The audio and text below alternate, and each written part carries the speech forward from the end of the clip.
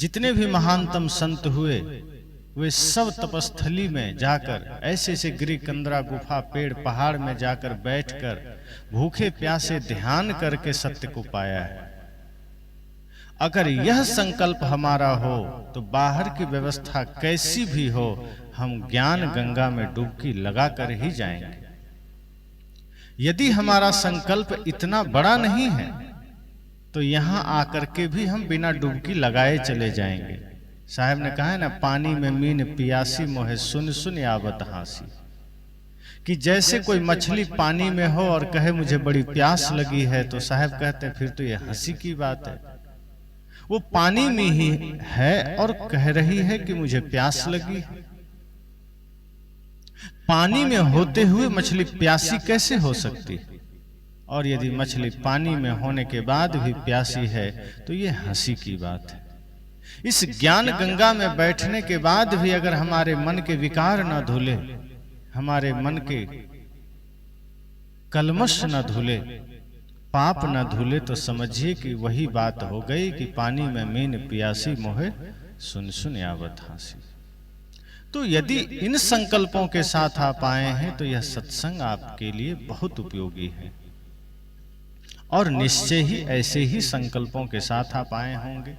जो नहीं आए होंगे वो जरूर ऐसे संकल्प लेकर बैठिए कि जो भी समय हमें मिलेगा, जितना भी क्षण हमें मिलेगा, वो हमारे जीवन के लिए बहुत महत्वपूर्ण है, बहुत कीमती है।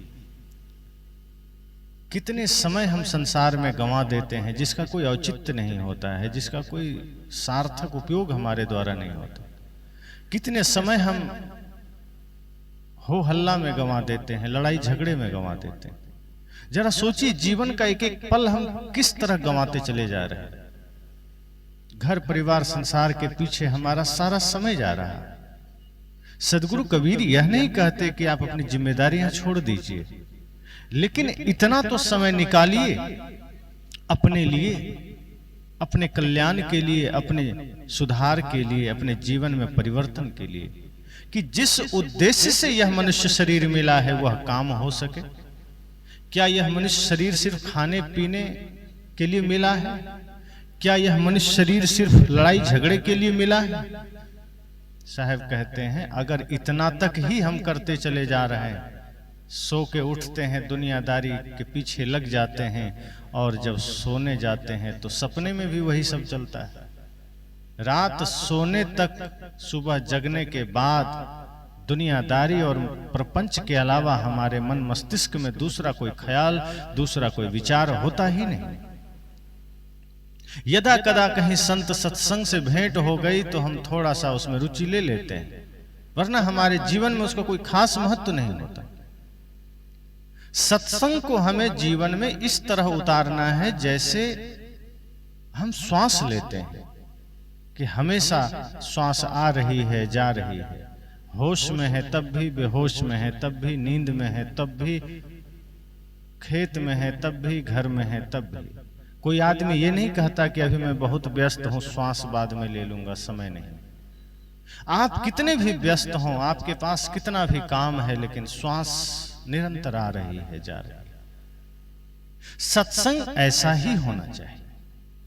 आप किसी भी अवस्था में हैं, कहीं भी हैं, व्यस्त हैं, अस्त व्यस्त जीवन है, लेकिन मन मस्तिष्क में ज्ञान चलता रहा।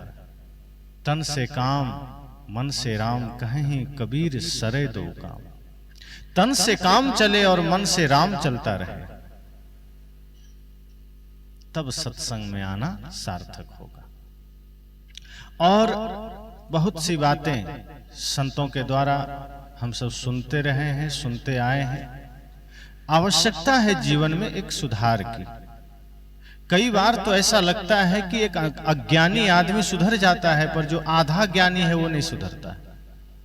जो कुछ भी नहीं जानता, जो जुआरी है, प्योर जुआरी, शुद्ध, जो नशेबाज है शुद्ध, जो मांसाहारी है शुद्ध, एक बार उसके जीवन में तो परिवर्तन आ जाता है, लेकिन जो अधकचरा में पड़ा है वो नहीं बदलता। अधूरा ज्ञान बड़ा खतरनाक होता है। कहीं किसी गुरु से दीक्षा ले लिए, उसके बाद हमारा जीवन थम जाता है। हम अपने जीवन में कोई बदलाव नहीं ला पाते। हम सोच ही नहीं पाते कि जीवन की कीमत क्या है। आज हमारा जीवन हाय हत्या लूट मार पर खड़ा है। आज हमारा जीवन ईर्ष्या द्वेष नफरत विकार पर खड़ा है। क्या यही जीवन की कीमत है? क्या यही जीवन की पहचान है? जो जीवन सत्य अहिंसा प्रेम करुणा पर खड़ा हो, उसी जीवन की कीमत है, उसी जीवन का महत्व है। बाहर चाहे किसी के पास झोपड़ी हो, चाहे महल हो, वो तय नहीं करता है कि आदमी कितना बड़ा है। आदमी का बड़प्पन इसमें है कि उसका विचार कैसा है, उसका व्यवहार कैसा है, उसका जीवन जीने का ढंग कैसा है। अगर उसका मन पवित्र है, सबके प्रति सेवा का भाव है, तो समझ जाइए कि फिर वो सबसे बड़ा आदमी है। उसके सामने सबका सिर झुक जाता है श्रद्धा में। लेकिन बाहर के दौलत से, बाहर के यश से, बाहर की कीर्ति से, बाहर की समृद्धि से कोई बड़ा हुआ है, वो 2 क्षण के लिए है, वो कभी भी छोटा हो सकता है। लेकिन जिसने अपने कर्मों से स्वयं को बड़ा बनाया है, उसे फिर कोई छोटा कर ही नहीं सकता। और सच तो यह है कि बड़ा वही है जो छोटा होना जान लिया है। जो पहले से अपने को बड़ा बना लिया है, वो कभी भी बड़ा हो ही नहीं सकता। हम लोग उदाहरण सुनते हैं कि भगवान कृष्ण राजसूय यज्ञ में पत्तल उठाए, संतों के चरण धोए, क्या छोटे हो गए? अगर उन्होंने पत्तल उठाए, संतों के चरण धोए, तो उनकी पूजा होने लगी। और वे तो कहते हैं कि जहां प्रेम है, जहां समर्पण है, जहां विनम्रता है, वहीं सब कुछ है, वहीं आनंद है, वहीं बड़प्पन है, वहीं शांति है। हम ये सब अपने जीवन में धारण ही नहीं कर पाते। पूजा तो कृष्ण की करते हैं, कोई कमी नहीं करते, विधिवत करते हैं। अभी दिवाली बीती, गोवर्धन पूजा हुई, अन्य भगवान की पूजा करते हैं और विधिवत करते हैं। लेकिन कृष्ण जैसा आचरण भी तो होना चाहिए। और लोगों ने सबसे बड़ी मूर्खता क्या की? कृष्ण को रसिया बना दिया, छलिया बना दिया, नाच नौटंकी वाला बना दिया। जो कृष्ण योगेश्वर हैं, जो कृष्ण ज्ञान के भंडार हैं, हमने उनको नाचने की बात शुरू कर दी। और उनके आचरण से फिर हमारा कोई लेना देना नहीं रह गया। हम महापुरुषों के साथ यही करते हैं। जितने भी महापुरुष हैं, उनको हम पूजने की वस्तु बना देते हैं, उनकी पूजा में लग जाते हैं, और होता कुछ भी नहीं। हम अपना जीवन वैसे ही नशा दुर्व्यसन छल प्रपंच में बिताते हैं और पूजा करते चले जाते हैं। उससे हमारे जीवन में कोई खास बदलाव नहीं होता, बल्कि और अधकचड़े में हम पड़ जाते हैं, न इधर के हुए न उधर के हुए।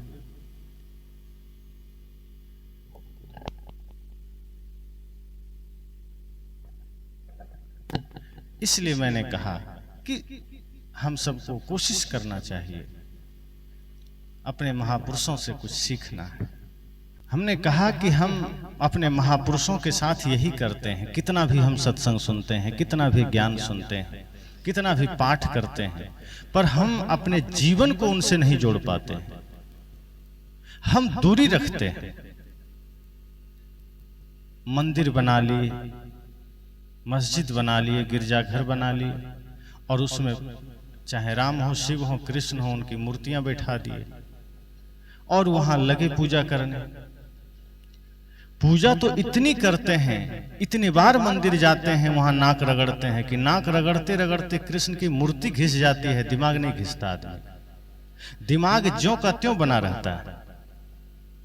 इतना करने के बजाय श्री कृष्ण के ज्ञान को अगर हम जीवन में उतार लें, जो मैत्री का भाव, जो प्रेम का भाव, जो साधना का भाव वो हमें देते हैं, जो भक्ति ज्ञान का उपदेश हमें देते हैं, अगर हम उसे जीवन में उतार लें, तो फिर जगत कृष्णमय है, जगत राममय है। राम तो कहते हैं कि पूरा जगत राममय है, और जो सब में मुझे देखता है वो मुझे मेरा है। और जो अगर संत मिल जाएं तो संत मुझसे भी श्रेष्ठ हैं, क्योंकि वो सत्य का ज्ञान देते हैं, वो आपको जीवन का ज्ञान देते हैं। लेकिन हमने सदैव ऐसा ही किया है। हम किसी की भी पूजा उपासना करें, कहीं भी किन्हीं से भी जुड़ें, हम अपने जीवन में परिवर्तन नहीं कर पाते। और ये अधूरा जीवन बड़ा खतरनाक होता है। और सबसे बड़ी बात है कि जो आदमी अधूरा ज्ञान लेकर बैठा होता है, जो सदगुरु कबीर के मूल ज्ञान को नहीं जानता, यथार्थ ज्ञान को नहीं जानता, वो अधूरे में पड़ा होता है, ना इधर का होता है ना उधर का होता है। इसलिए ऐसे लोगों को सबसे पहले तो बीजक पढ़ना ही चाहिए। अगर आप सब बीजक पढ़ लेंगे सारा आडंबर खत्म हो जाएगा। सदगुरु कबीर का मूल ज्ञान, बल्कि ज्ञान का सागर, ज्ञान का भंडार बीजक में है। आप सबको बीजक रखना चाहिए अपने घर में। और अगर बीजक आपने पढ़ लिया तो समझ लीजिए दुनिया का सारा शास्त्र पढ़ लिया। बहुत ही गहरा ज्ञान है। और उसमें साहब ने किसी भी मत पंथ, ईश्वर, ब्रह्म, परमात्मा के पक्ष की बात नहीं किया है। उन्होंने सिर्फ उसकी यथार्थता को बताया है। उन्होंने उसमें निष्पक्ष बात कही है। जीव को, जीव का स्वरूप बताया है, माया का स्वरूप बताया है, संसार के हकीकत को बताया है। और जब आदमी स्वयं को जान लेता है, संसार को जान लेता है, माया को जान लेता है, तो जब जान लिया तो आदमी मुक्ति की अवस्था में तैयार हो जाता है। जब तक हम नहीं जानते हैं कि चाय में जहर है तब तक हम पीते हैं, और अगर हम जान लिए चाय छूट जाती। जब तक हमें पता नहीं होता कि शराब खतरनाक है तब तक शराब पीते हैं, लेकिन जब पता चल गया शराब छूट जाती। ऐसे ही जब तक हम स्वयं को नहीं जानते हैं तब तक जगत को ही हम अपना मान लेते हैं, शरीर को ही हम अपना मान लेते हैं। लेकिन जब ये पता चल जाए कि मैं कौन हूं, अब किसी ने, एक से मैंने पूछा कि आप कौन हैं, पहले तो उसने नाम बताया, फिर मैंने कहा नहीं आप नाम तो नहीं है, आप कौन हैं? उसने कहा मैं आत्मा हूं। मैं कहा इसका प्रमाण क्या है? हमारे गुरुजन, हमारे संतजन कहते हैं कि मैं आत्मा हूं। तो क्या आप सच में आत्मा है? इसका बोध हो गया है, इसका प्रमाण क्या है? कहने को तो कोई भी कह देगा मैं आत्मा हूं, मैं चेतन हूं, मैं जड़ नहीं हूं। इसका प्रमाण क्या है कि मैं आत्मा हूं?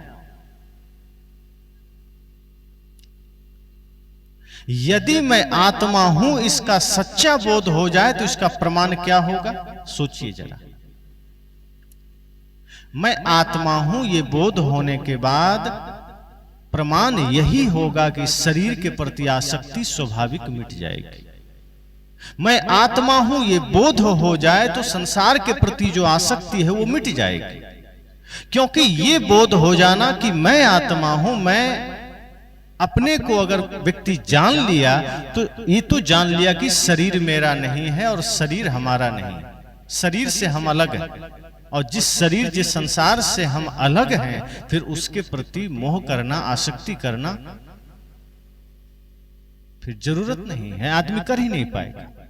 मैं कौन हूं इसका बोध अगर हो गया तो बाहर के सारे लगाव खत्म हो जाएंगे। लेकिन अभी आदमी कहता है मैं आत्मा हूं और शरीर के पीछे, संसार के पीछे दीवाना है, भागे चला जा रहा है। मुख से कह रहा है मैं आत्मा हूं। यही सारा गूढ़ ज्ञान, ऐसे ही सारे गूढ़ तत्व बीजक में समाया हुआ है। और यहां संजोग है कि बुक स्टॉल पर बीजक व्याख्या मौजूद है। आप सब बीजक व्याख्या अगर पढ़ेंगे, पढ़ते चले जाएंगे, आपको तब पता चलेगा कि आज तक हम जीवन के असली बोध से अनजान थे, भ्रम में पड़े थे। जो चीजें आपको कई बार यथार्थ लगती है, सदगुरु कबीर की वाणी बीजक जब आप पढ़ लेंगे तो तब सत्य सत्य दिखने लगेगा। फिर ये आंखें होगी तो वही, होंगे आप भी वही, लेकिन भीतर का चिंतन ऐसा बदल जाएगा कि फिर ये आंखें सब सत्य सत्य देखने लगेगी। जैसे यहां मोबाइल लगा है, इसमें इस कैमरे में ज्यों की त्यों तस्वीर आ रही है। हम लोग जैसा हैं उसमें वैसा ही दिख रहे हैं, लेकिन इसी कैमरे की जगह यहां पर एक्सरे मशीन रख दिया जाए तो फिर ज्यों का त्यों नहीं दिखेंगे, फिर सब लोग कंकाल दिखेंगे उसमें। क्योंकि इसमें बाहर का तस्वीर ले रहा है और एक्सरे मशीन में भीतर का तस्वीर वो लेता है। सदगुरु कबीर का ज्ञान जब हमें मिल जाता है, बीजक जब हम पढ़ लेते हैं, तो हम सब की दृष्टि भी एक्सरे मशीन वाली दृष्टि हो जाती है। फिर हम सिर्फ बाहर बाहर नहीं देखते, हम भीतर भी देखने लग जाते हैं। फिर हम सत्य को देखने लग जाते हैं, फिर हम माया को समझने लग जाते हैं, शरीर संसार की नश्वरता को समझने लगते हैं, फिर इस जीवन की वास्तविकता को समझने लग जाते हैं। अभी हमारी आंख है, कैमरे की आंख है, जहां देखा वहां मन अटक गया। किसी की बढ़िया गाड़ी देख ली, मन अटक गया। किसी का सुंदर शरीर देखा, मन अटक गया। किसी का बढ़िया भवन देखा, मन अटक गया। किसी का पर्दा मोबाइल देखा, किसी का जूता चप्पल देखा, मन अटक गया। क्षण क्षण मन अटक रहा है। किसी के पास बढ़िया गाड़ी है, हमारे मन में ख्याल आ गया कि मेरे पास भी होना चाहिए। अब एक आदमी पैदल चल रहा है, उसके मन में ख्याल आया कि सामने वाला साइकिल में चल रहा है, हमें भी साइकिल मिल जाए तो हम सुखी हो जाए। अब वो दूसरे दिन साइकिल खरीद लाया, अब उसे बड़ा सुख मिल रहा है, बड़ा आनंद मिल रहा है, साइकिल में चल रहा है। संजोग से एक दिन वो किसी मोटरसाइकिल वाले को देख लिया, अब उसे जिस साइकिल में सुख नजर आ रहा था वो साइकिल दुख देने लगा। अब उसे सुख मोटरसाइकिल में नजर आ रहा है। अब वो सोच रहा है कहीं मोटरसाइकिल मिल जाए तो हम सुखी हो जाएं। अब वो मोटरसाइकिल खरीद लिया। अब मोटरसाइकिल में चला 10-20 दिन, किसी कार वाले पर नजर पड़ गई, छोटी मोटी कार, अल्टो आदि पर। अब उसे लगा कि मोटरसाइकिल में अब सुख नहीं, अब कार में सुख है। अब वो कार खरीद लाया। कार में चलते चलते कुछ दिन नजर पड़ा महंगी गाड़ियों पर, स्कॉर्पियो, फॉर्च्यूनर पर। अब उसे लगा कि नहीं, ये अल्टो में सुख नहीं है, फॉर्च्यूनर अगर द्वार पर आ जाए तो सुख मिलेगा। अब उसके लिए वो दुनिया भर का 2 नंबर काम शुरू कर दिया।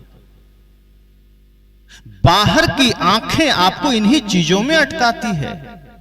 जब हम बाहर की ओर से देखते हैं, जब हम बाहरी आंख से देखते हैं, तो कहीं आपको भवन आपको अटका देंगे, कहीं गाड़ियां अटका देंगी, कहीं पर्दे अटका देंगे, कहीं मोबाइल अटका देंगे, और आप क्षण क्षण अटकते चले जाएंगे। आप वहां दृष्टा नहीं बन पाते हैं, आप उसी में समा जाते हैं कि ये हो जाए तो हम सुखी हो जाए। और सच तो ये है कि सब कुछ की आसक्ति मिट जाए तो सुखी हो सकते हैं, तभी सुखी हो ही सकते हैं। जब तक बाहर की किसी भी रूप में आसक्ति है, सुख नहीं मिल सकता। चाह गई चिंता मिटी, मनुआ बेपरवाह, जिनको कुछ नहीं चाहिए वो ही शाहंशाह। सदगुरु कबीर से किसी ने कहा, सुखी कौन है? कौन है जो यहाँ धनवान है? कौन है जो यहाँ सुखी है? सदगुरु कबीर ने कहा, जिसकी चाह मिट गई है वही निश्चिंत है, वही बेपरवाह है। जिसकी चिंता मिट गई है वही सुखी है। जिसने मांगना छोड़ दिया है वही सुखी है। जो मांग रहा है वो सुखी हो ही नहीं सकता। जो मांग में लगा है वो सुखी कैसे होगा? जैसे कोई मांग रहा है तो वो तो भिखारी होगा। अगर आप समाज राष्ट्र के लिए मांग रहे हैं, समाज उत्थान के लिए मांग रहे हैं, वो धर्म का काम है। लेकिन कोई आदमी मंदिर में जाके या गुरु जी के पास जाकर कहता है, गुरु जी मुझे धन दे दो, पुत्र दे दो, बल दे दो, मकान दे दो, तो समझना वो 1 नंबर का भिखारी है। साहब कहते हैं नहीं, जो जिसकी मांग खत्म हो गई, जिसकी चाह खत्म हो गई, जिसकी कामना मिट गई, वो सर्वोपरि है, वो धनवान है। बाहर से किसी के पास कितना सोना है, कितना धन है, इससे तय नहीं हो सकता कि कौन कितना धनवान है। अगर सोना चांदी वाला धनवान होता तो मीराबाई ये नहीं कहती। सोचिए, जब मीराबाई महलों में थी, जब दास दासियां उनके पास थी, जब रेशम के वस्त्र वो पहनती थी, जब सोना चांदी हीरे जवाहरात के ढेर लगी थी, तब तो उन्होंने कभी नहीं कहा, पायो जी मैंने राम रतन धन पायो। जब सच में बाहर का धन उनके पास मौजूद था, तब कभी नहीं कहा कि मुझे राम का धन मिला, नाम का धन मिला। लेकिन जब उन्होंने सोने चांदी का त्याग कर दिया, जब उन्होंने राजसी वस्त्रों का त्याग कर दिया, जब उन्होंने धन दौलत महल का त्याग कर दिया और शरीर पर जब फकीरी वस्त्र धारण कर लिया, तब उन्होंने कहा, पायो जी मैंने राम रतन धन पायो, वस्तु अमोलिक दी मेरे सतगुरु, कृपा करी अपनायो, पायो जी मैंने राम रतन धन पायो। उन्होंने तब कहा कि मैंने अब धन पाया है असली। अब तक तो वो धन पाया था जो छूटने वाला था, मिटने वाला था, बटने वाला था। पर अब गुरु ने कृपा करके सदगुरु ने वो धन का पता बता दिया जो कोई लूट नहीं सकता, बांट नहीं सकता, खर्च नहीं हो सकता। खर्चे नहीं कोई चोर न लूटे, दिन दिन बढ़त सवाई। कौन है वो? कौन सा वो धन है? वही है प्रेम का धन, सत्य का धन, वही है करुणा का धन, वही है इंसानियत का धन, वही है परम शांति का धन। जब ये धन हमें सदगुरु बता देते हैं तो बाहर का धन तो फिर फीका पड़ जाता है और वो क्षणिक है। इसलिए हम सब सदगुरु कबीर की वाणी बीजक को जरूर पढ़ें। बीजक और सदगुरु कबीर साहब की वाणियों में और भी जो कबीर अमृत वाणी है, जिसमें उनके दोहे हैं जो आप सुनते हैं सुबह सुबह रिकॉर्डिंग में, जब आप उन सब को पढ़ेंगे तो आप देखेंगे जीवन के भ्रम कैसे मिटते चले जाएंगे।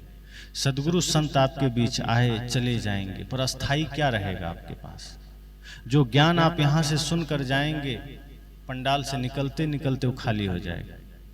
अच्छी बातें जल्दी मन मस्तिष्क में रुकती नहीं, उल्टी सीधी बातें रुक जाएगी, गंदगियां रुक जाती है, अच्छी बातें मन मस्तिष्क में तुरंत उतर जाती है, वो खाली हो जाती है, आप उसको याद ही नहीं कर पाएंगे। अभी कल शाम में यहां क्या आपने सुना है अगर पूछ दिया जाए तो कितने लोग हैं जो सिर खुजलाएंगे पता नहीं।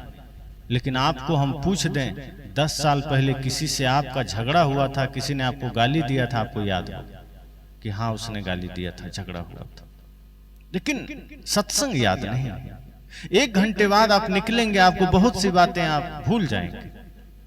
लेकिन यहां ठीक से किसी से विवाद हो जाए, किसी से झगड़ा हो जाए, कोई ऊंच नीच हो जाए, आप उसको याद रखेंगे जीवन भर। कहीं बढ़िया सोने बैठने को नहीं मिला, आप 10 आदमी से कहेंगे कि गए थे लेकिन बढ़िया सोने बैठने को नहीं मिला। निगेटिव चीजें आपके मन मस्तिष्क में तुरंत बैठ जाती, नकारात्मक बातें, गंदी बातें, विकार युक्त बातें आपके मन मस्तिष्क में समा जाती। लेकिन जब हम सदगुरु कबीर को सुनते हैं, पढ़ते हैं, हमेशा घर में उन यथार्थ ज्ञान के शास्त्रों को रखते हैं तो हमारा मन मस्तिष्क भी सकारात्मक सोचने लगता है। फिर हम सही सही सोचने विचारने लगते हैं, फिर हमारे पास भी एक्सरे की आंख हो जाती है, फिर हम सच सच देखने लगते हैं।